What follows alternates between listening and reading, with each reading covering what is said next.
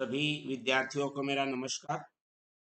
CGBSE अर्थात Chhattisgarh board कक्षा 9वीं विषय गणित अध्याय 4 बहुपद ये प्रश्नावली 4.2 का आज के हम इस वीडियो में प्रश्नावली के प्रश्नों को बेसिक कॉन्सेप्ट के साथ संपूर्ण हल करेंगे। सभी विद्यार्थियों का मैं अपने इस प्यारे से यूट्यूब चैनल में हार्दिक अभिनंदन एवं स्वागत करता हूं। इसका नाम है पीके मैथ्स एजुकेशन।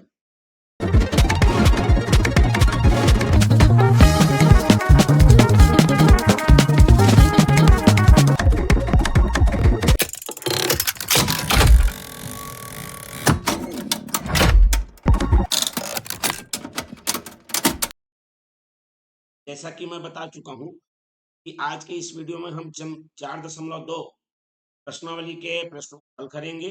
उसका बेसिक कॉन्सेप्ट क्या है सबसे पहले ये जानेंगे, उसके बाद प्रश्नावली के प्रश्न करेंगे। जो विद्यार्थी हमारे चैनल में नए, चैनल को सब्सक्राइब कर बेल आइकन कर लीजिए। वीडियो को अंत तक जरूर देखिए। वीडियो अच्छा लगा तो लाइक करिए, ज्यादा से ज्यादा इसे शेयर करिए। जो विद्यार्थी अभी तक हमारे पुराने वाले वीडियो या पिछले प्रश्नावली के वीडियो या अन्य अध्याय के वीडियो नहीं देखे हैं, उनके लिए हमने लिंक डिस्क्रिप्शन बॉक्स में अवेलेबल कर दिया है, वहां से आप देख सकते हैं। चलिए शुरुआत करते हैं वीडियो की। देखते हैं इसका क्या कॉन्सेप्ट है। तो कॉन्सेप्ट इस प्रकार है कि बहुपद का मान एवं बहुपद के शून्य। अब ये क्या चीज है, दोनों चीजों को पहले स्पष्ट करता हूं, फिर प्रश्नावली के प्रश्नों की ओर मैं बढ़ जाऊंगा।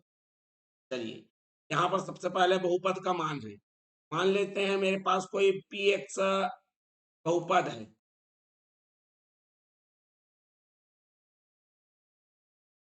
क्लियर हो गया बात।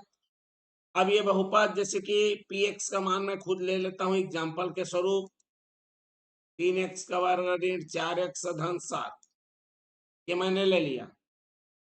अब क्या करना है, किसी बिंदु पर जैसे x बराबर ले लिया मैंने 2। क्लियर हो गया। अब मैं क्या करूंगा, x का मान 2 इस बहुपद में रखूंगा, तो p x की जगह 2 रखूंगा। 3 गुणित 2 का वर्ग ऋण 4 गुणित 2 धन 7, और इसको हल करूंगा तो 3 गुणित 2 का वर्ग 4 ऋण 4 दूनी 8 धन 7 कितना आ गया, 4 तिया 12। ठीक है, ऋण 8 धन 7, 12 में 8 गया 4 और 7 कितना आ गया 11। ये जो 11 प्राप्त हुआ है यही बहुपद का मान है। यही क्या कहलाएगा, बहुपद का मान कहलाएगा। कौन से बिंदु के लिए, x बराबर 2 पर। ठीक है, ये जो 11 आया है वो बहुपद का मान कहलाएगा x बराबर 2 पर। 3 रखोगे तो दूसरा आएगा, 4 रखोगे दूसरा आएगा। अलग अलग बिंदु पर अलग अलग मान निकलेगा। स्पष्ट हो गया बात। अब इसी में आगे आप देख लीजिए शून्य। कभी कभी ऐसा होता है कि मेरे पास कोई बहुपद है, जैसे मैं ले लेता हूं 4x का वर्ग ऋण 4x धन 1, ये मैंने ले लिया। ठीक है, अब हमारे पास ये कितना लिया मैंने। ठीक है, अब क्या करना है मेरे को, इसमें x का मान रखना है। ठीक है, तो यहां पर मैं जैसे x का मान ले लिया 2। क्लियर हो गया। चलिए, या फिर एक, हाँ, x का मान ले लिया 1/2। चलिए, मैंने x का मान क्या ले लिया, 1/2। तो मैं x की जगह में 1/2 रखूंगा। क्या आ जाएगा, 4 गुणित 1/2 का वर्ग ऋण 4 गुणित 1/2 और धन में आ जाएगा 1। ठीक है, चलिए ये कितने बार में कटेगा, 2 बार में। 4 गुणित 1/2 का वर्ग माने 1/4 ऋण 2 धन 1, 4 से 4 कट गया। अब ये आएगा 1 ऋण 2 धन 1, जिसका मान 0 आ गया। अब देखो यहाँ पर ये जो निकल रहा है ये भी बहुपद का ही मान है, लेकिन ये बहुपद का मान अब कितना दिखने लगा, शून्य दिखने लगा। बस यही खासियत है इसकी। यहाँ पर कुछ भी मान आ जाए, लेकिन अगर वही मान शून्य आ जाए तो जिसके कारण शून्य आया है वही उसका क्या कहलाएगा, शून्यक कहलाएगा। समझ में आया? मतलब यदि x के जगह में कुछ रखने पर या ज्ञात राशि के जगह में रखने पर हल करने पर बहुपद का मान कितना मिल जाए, शून्य आ जाए, तो जिस चीज को हम अज्ञात राशि के जगह में रखे थे वो उसका क्या कहलाएगा, शून्यक कहलाएगा। क्लियर हो गया बात? मतलब शून्यक भी एक बहुपद का मान है, सॉरी, मतलब शून्यक रखने से बहुपद का मान कितना दिखने लगेगा आपको, 0 दिखने लगेगा। क्लियर हो गया? तो इसका मतलब शून्य आ गया, जिसके कारण शून्य आएगा वही शून्यक है, और नहीं आया तो बहुपद का मान निकलेगा। क्लियर हो गया बात?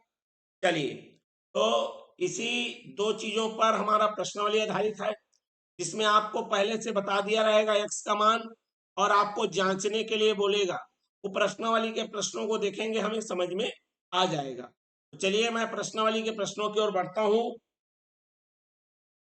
ये देखिए प्रश्नावली क्या दिया है, 4.2, जिसमें हमारा ये पहला प्रश्न है, जिसमें हमको पूछ रहा है बहुपद 5x की घात 3 फिर 2x का वर्ग धन 3x रेट 2 का मान ज्ञात कीजिए जब x का मान 0 है।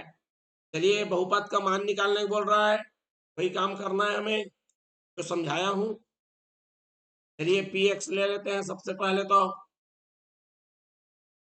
5x की घात 3 ऋण 2x का वर्ग धन 3x ऋण 2।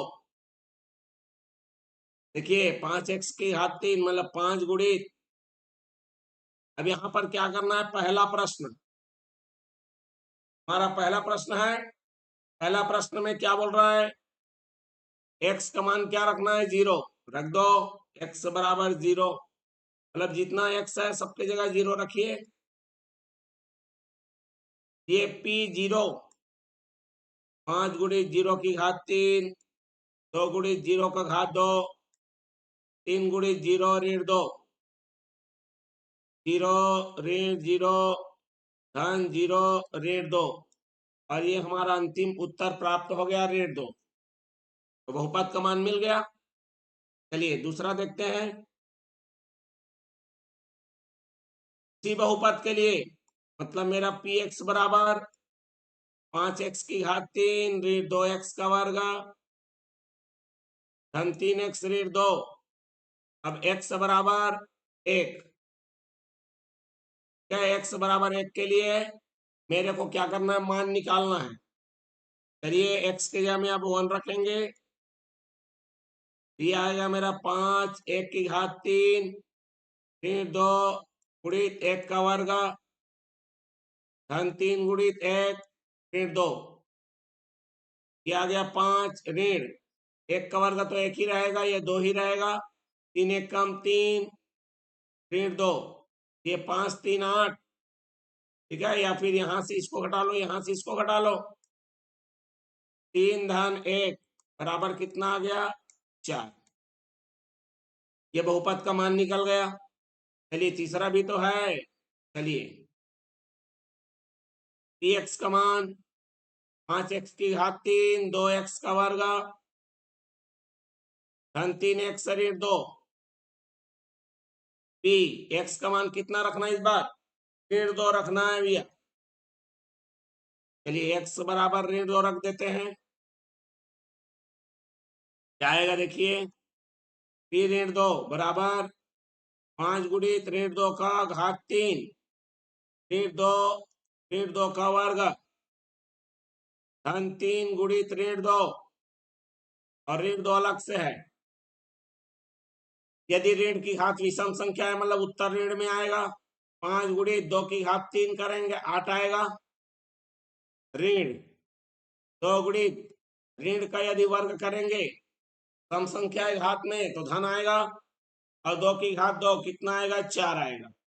ये धन और ये ऋण का गुणा होगा, ऋण आएगा, 2 तिया 6 आएगा और ऋण 2, ये दोनों का गुणा होगा तो ये आएगा ऋण 40, ऋण 4 दूने 8, ऋण 6 ऋण 2 सब ऋण में है और ये कुल मिला के आ जाएगा ऋण 56। मतलब बहुपद का मान x बराबर ऋण 2 पर ऋण 56 होगा। क्लियर है? बिल्कुल। चलिए बढ़ते हैं अगले के लिए। निम्नलिखित प्रत्येक बहुपद के लिए P0, P-1, P2 and P3 का मान ज्ञात कीजिए।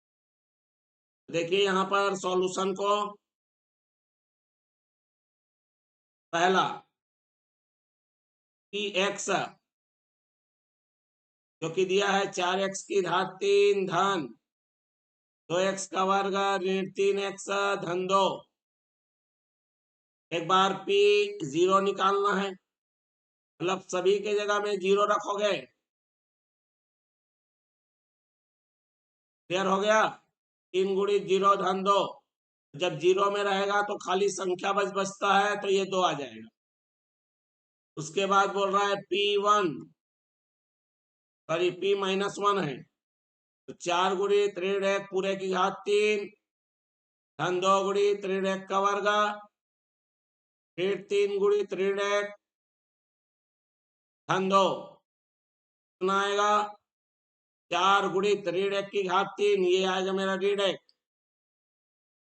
धन, ये आ गया मेरा 2 गुणित 1 ऋण ऋण धन 3 1 कम 3 धन 2। अब ये गुणित हो गया, कितना आएगा मेरे पास? ऋण 4 धन 2 धन 3 धन 2, 2 और 2 4 हो गया, 4 से 4 कट जाएगा और आंसर 3 आएगा। P2 x का मान 2 रखिए, 4 गुणित 2 की घात 3 धन 2 गुणित 2 की घात 2 ऋण 3 गुणित 2 धन 2, मैं 2 रख रहा हूं। ठीक है, चलिए 4 गुणित 2 की घात 3 माने 8 धन 2 गुणित 2 की घात 2 माने 4 फिर 3 2 ने 6 धन 2, ये गुणा पहले होगा, 4 अट्ठे 32 2 चौका 8 फिर 6 धन 2, 32 और 8 40, 40 में 6 घटाओगे 34, 34 और 2 36। इसी तरह से क्या निकलेगा? P3 निकलेगा। ठीक है, P3। चलिए P रखने पर हमारा कितना आएगा? 4 गुणित 3 की घात 3 धन 2 गुणित 3 की घात 2 फिर 3 गुणित 3 धन 2 कितना आएगा? 4 गुणित 3 तिया 9 तिया 27 धन 2 गुणित 3 का वर्ग 9 फिर 3 तिया 9 धन 2, 27 चौक 108 धन 9 दूने 18 ऋण 9 धन 2। देखो ये 126 हो गया, 18 और 26, 26 2 28, 28 में 9 घटाओगे तो 119 आएगा। इसी तरह सारे प्रश्नों को हमको हल करना है। क्लियर हो गया? मैं एक एक करके हल करने जा रहा हूं। जो विद्यार्थी को ये समझ में आ गया होगा, वीडियो को थोड़ा आगे बढ़ा लेंगे। ठीक है, मैं पूरे प्रश्न को हल कर देता हूं। जो विद्यार्थी को समझ में इतना में ही आ गया होगा पहले प्रश्न में ही कैसे करना है बोल के, वो लोग वीडियो को आगे बढ़ा लेना, थोड़ा आगे बढ़ा के अगले प्रश्न के लिए चले जाना। ठीक है, चलिए मैं इसी का डुप्लीकेट कर लेता हूं। ठीक है, अब यहां से सारे प्रश्नों को एक एक करके मैं हल करूंगा। जो विद्यार्थी को समझ में आ गया है वो आगे बढ़ जाएंगे। ठीक है, वो लोग आगे बढ़ा लेंगे। चलिए तो मैं यहाँ पर दूसरा को हल कर रहा हूं। ये देखिए, ये है 2 3, हाँ चलिए मैं एक एक करके बना ले रहा हूँ। जो विद्यार्थी समझ में आ गया ये आगे बढ़ लेंगे। ठीक है, मैं पूरे प्रश्न हल करने वाला हूँ। चलिए यहां पर देखो दूसरा सॉल्यूशन, दूसरा मैंने दूसरा का दूसरा में दिया है मेरे को पी आर, कितना दिया है मेरे को r-1 और r-1, ठीक है। सबसे पहले है मेरा P0, सॉरी है ना, r के जगह 0 रखोगे, 0-1 0-1 कितना आ गया, ऋण 1 गुणित धन 1 बराबर में आएगा ऋण 1। दूसरा है मेरे पास P-1, दिया जाएगा मेरे पास ऋण 1 और ये आएगा ऋण 1 धन 1, दिया आएगा ऋण 2 गुणित 0 जिसका मान आ जाएगा 0। उसके बाद आएगा मेरा P2, r के जगह 2 रखना है, 2-1 2+1 तो 1 गुणित 3, 3 कम 3। एक बार P का मान कितना रखना है, R का मान कितना रखना है 3। चलिए 3-1 और 3-1, 2 गुणित 4, 4-2 8, ठीक है। इसी में मैं तीसरा वाले को भी हल कर देता हूं। क्या बोला है तीसरा वाला, PT बराबर 2/3 T की घात 2, ये ऋण है 1/3 T धन 1/3। क्लियर हो गया बात। चलिए सबसे पहले P0 निकालते हैं, मतलब 2/3 0 की घात 2 ऋण 1/3 गुणित 0 धन 1/3, ये दोनों तो 0 हो जाएंगे और इसका मान आ जाएगा 1/3। यही जब भी 0 वाला रहता है, जहां जहां अज्ञात राशि हो सब 0 रहेगा, संख्या बचता है, याद रख लो टेक्निक को। P-1 तो 2/3 ऋण 1 की घात 2 ऋण 1/3 गुणित ऋण 1 धन 1/3। जो ऋण का वर्ग धन में आता है, ये 2/3 हो गया, ऋण गुणित ऋण धन आ गया और ये आ गया 1/3 धन 1/3। देखो भैया सबके बटे में 3 है, ऊपर को सीधा सीधा जोड़ो, ये आ गया 4/3, 2 1 3 3 1 4, 4/3 आ गया। P2 तो ये आ गया 2/3 और ये 2 की घात 2 ऋण 1/3 गुणित में आ गया 2 धन 1/3। चलिए देख लीजिए, 2 का वर्ग 4, 4-2 8/3 ऋण 2 1 कम 2 2/3 धन 1/3। यहाँ देखो सबके बटे में 3 है, बिल्कुल 8 में से 2 गया 6, 6 धन 1 7, ये आ जाएगा 7/3। हमारा P3 कैसे निकलेगा, 2/3 3 की घात 3 ऋण 1/3 गुणित 3 धन में कितना 1/3।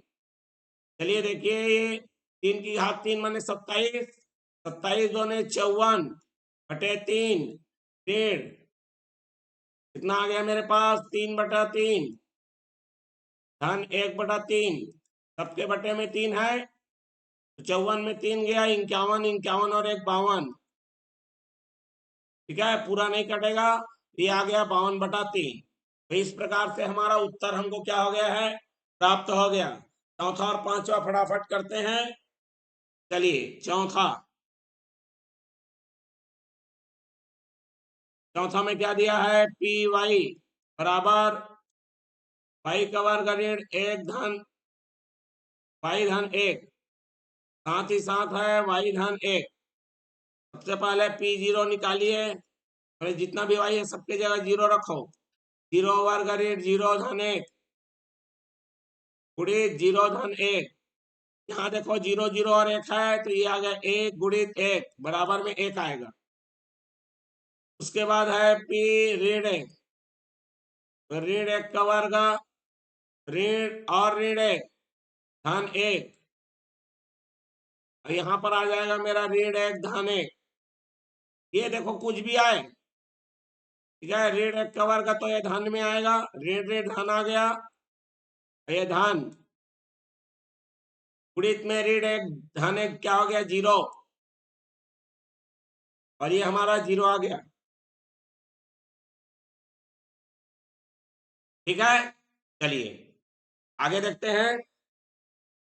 P2 और P3 निकालना है। P2 2 का वर्ग ऋण 2 धन 1, और ये आ जाएगा 2 धन 1।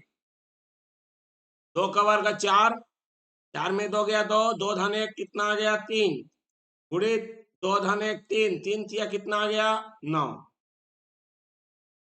P3 यहाँ पर कितना आ गया 3 का वर्ग ऋण 3 धन 1, गुणित में रहेगा 3 धन 1, 3 का वर्ग 9, 9 में 3 गया 6, 6 धन 1 7, गुणित 3 और 1 4, 4 सते 28। चलिए पांचवा देखते हैं। हमारे पास पी एक्स जो दिया है वो है x धन 2, पी शून्य पहले निकालना है, मतलब 0 धन 2 बराबर 2, पी -1 -1 धन 2 बराबर 1, P2 2 धन 2 बराबर कितना हो गया 4, और P3 3 धन 2 बराबर कितना आ गया 5।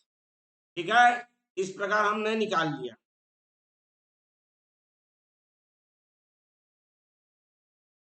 चलिए आगे बढ़ते हैं प्रश्न क्रमांक 3 के लिए। चलिए तीसरा में देखो, हमारे पास क्या दिया है, बहुत सारे प्रश्न है इसमें भी। अब यहाँ पर क्या प्रश्न है पहले पढ़ते हैं। पता कीजिए कि दिए गए बहुपद के सामने लिखे मान क्या उसके शून्यक है। मतलब काम हमको वही करना है भैया, जो अभी तक कर रहे थे वही करना है। बस हमको चेक करके बताना है कि शून्य आ रहा है कि नहीं आ रहा है। अगर शून्य आ गया तो शून्यक है, और नहीं आया तो नहीं है भैया। क्लियर हो गया, बस इतना ही काम करना है। चलिए फटाफट करते हैं सारे प्रश्नों को, जिनको एक बार में समझ में आ जाएगा वो आगे बढ़ जाएंगे।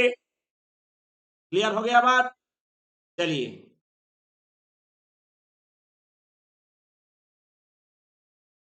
हाँ, जिनको समझ में आ जाएगा भी आगे बढ़ जाएंगे, एक ही बार में समझ में आ जाएगा, थोड़ा स्किप कर लेंगे वीडियो को। चलिए सॉल्यूशन पहला,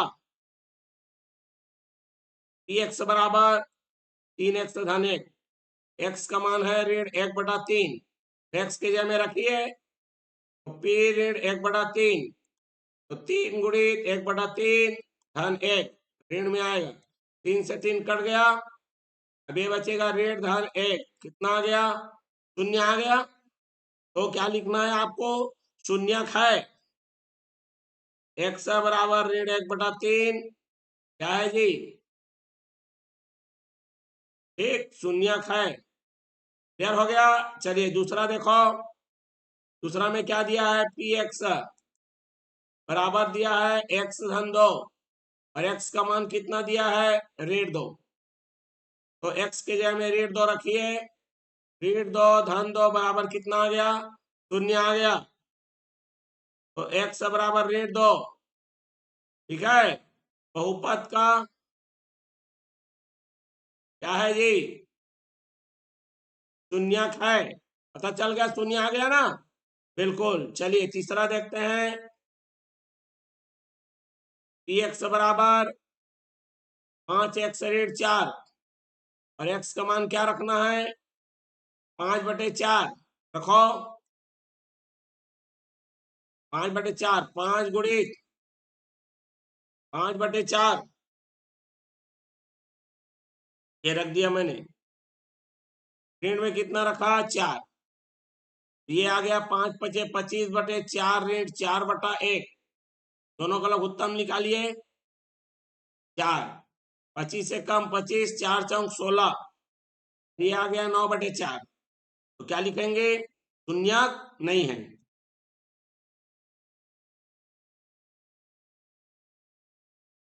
ठीक है, क्या लिखेंगे, शून्यक नहीं है। ठीक, चलिए शून्य आएगा तो शून्यक है, नहीं आया तो नहीं है। चलिए चौथा देखो, पी वाई बराबर वाई की घात 2 ऋण 1। वाई का 2 ठो मान रखा है, एक भी रखना है और ऋण 1 भी रखना है। चलो तो पी एक, एक का वर्ग ऋण 1, एक ऋण 1 कितना आ गया? शून्य। पी ऋण 1, ऋण 1 का वर्ग ऋण 1, ऋण 1 का वर्ग धन आता है, तो एक ऋण 1 ये भी क्या हो जाएगा? शून्य है। तो लिखना है दोनों ही शून्य खाएं। क्लियर हो गया? चलिए पांचवा देखते हैं। पांचवा देखिए, पांचवा में आपको क्या दिया है? पीटी बराबर दिया है टी धन 1 और दिया है टी ऋण 2, और टी का मान कितना है? 1 और ऋण 2 रखते जाओ। पी एक, एक रखोगे, एक धन 1 और एक ऋण 2। क्लियर हो गया बात? इससे क्या पता चला? एक और एक कितना आ गया मेरे पास? 2 गुणित ऋण 1 बराबर ऋण 2। शून्य नहीं आया? आया क्या? नहीं। चलो अब रखते हैं पी ऋण 2। ऋण 2 रखने पर कितना आया? ऋण 2 धन 1 और ऋण 2 और ऋण 2, ये आ गया मेरे पास ऋण 1 गुणित ऋण 4, जो कि आ गया धन 4। तो लिखना है दोनों ही क्या नहीं है भैया?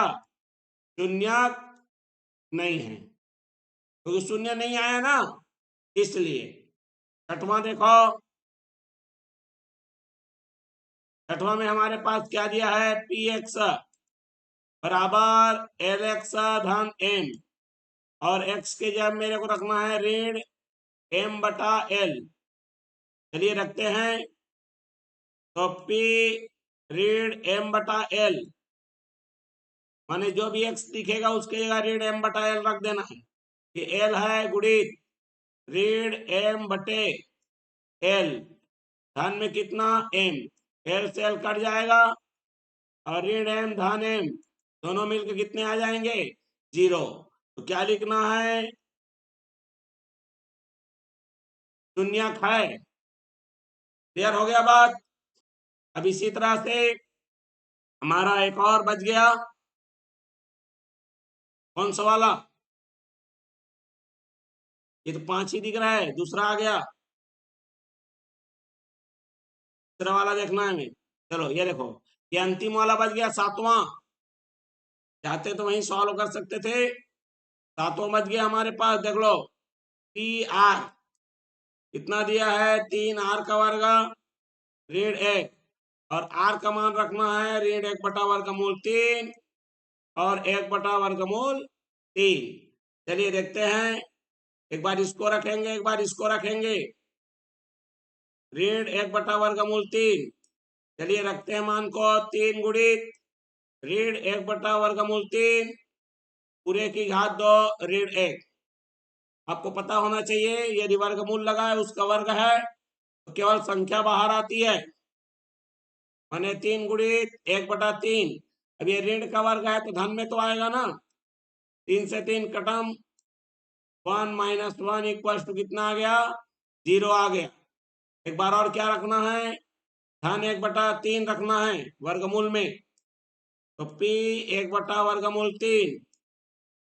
चलिए रखिए 3 गुणित 1 बटा वर्गमूल 3 और उसका वर्ग ऋण 1, 3 गुणित 1 का वर्ग 1, वर्गमूल 3 का वर्ग 3 ऋण 1, 3 से 3 कटेगा, 1 ऋण 1 बराबर में क्या आ जाएगा? 0। तो क्या लिखना है? दोनों ही शून्यक है। ठीक, क्लियर हो गया? तो इस तरह से पता लगाना रहता है कि शून्यक है कि नहीं है, जिसके बारे में मैं शुरू में ही कॉन्सेप्ट में बता दिया था। क्लियर? चलिए बढ़ते हैं, ये हमारा इसका अंतिम प्रश्न है, चौथा प्रश्न हमारा। और इस एक्सरसाइज का अंतिम प्रश्न भी है। चलिए इसको फटाफट करते हैं। क्या लिखा है? निम्नलिखित बहुपदों के शून्यक ज्ञात कीजिए। इसमें 9 प्रश्न है भाई, कोई बात नहीं, फटाफट हो जाएगा, अभी जैसे किए वैसे ही। क्लियर? चलिए तो मैं इसको थोड़ा सा डबल कर लिया रहता हूं। चलिए सॉल्यूशन पहला। चलिए सॉल्यूशन पहला देखो, पी एक्स बराबर एक्स धन है। यहां पर शून्यक आपको निकालना है, तो मैं आपको एक बढ़िया सिंपल मेथड बताता हूं। जिस भी बहुपद का आपको शून्यक निकालना है, ठीक, तो माना कि शून्यक के है, तो हमने मान लिया कि इसका जो शून्यक है वो के है। इसका मतलब क्या समझे? यदि कोई शून्यक है तो उसको एक्स के जगह में रखने पर या अज्ञात राशि के जगह में रखने पर कितना आएगा? शून्य आएगा ही आएगा, क्योंकि वो शून्यक हमने मान लिया है। इसका मतलब एक्स बराबर क्या रखेंगे? के रखेंगे।